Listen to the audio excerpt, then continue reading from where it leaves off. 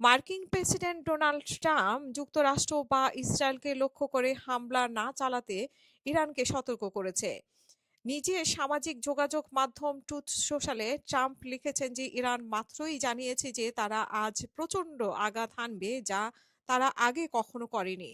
তাদের সেটা না করাই ভালো। তারপরেও তারা যদি সেটা করে তাহলে আমরা তাদের এমন শক্তি দিয়ে আঘাত করব যা আগে কখনো দেখা যায়নি।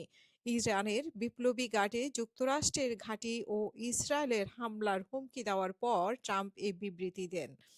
ইরানের সর্বোচ্চ নেতা খামেনির মৃত্যু খবর নিশ্চিত হওয়ার পর কড়া হুঁশিয়ারি বার্তা দিয়েছে দেশটির ইসলামী বিপ্লবী গার্ড বাহিনী। বিবৃতিতে আইআরজিসি ইরানের ইতিহাসে সবচেয়ে ধ্বংসাত্মক আক্রমণাত্মক অভিযান শুরুর ঘোষণা দিয়েছে। তারা বলছে যে অধিকৃত অঞ্চলে এবং আমেরিকান সন্ত্রাসী ঘাঁটি লক্ষ্য করে ইসলামী প্রজাতন্ত্র ইরানের সশস্ত্র বাহিনীর ইতিহাসে সবচেয়ে ধ্বংসাত্মক আক্রমণাত্মক অভিযান আর কিছুক্ষণের মধ্যেই শুরু হবে।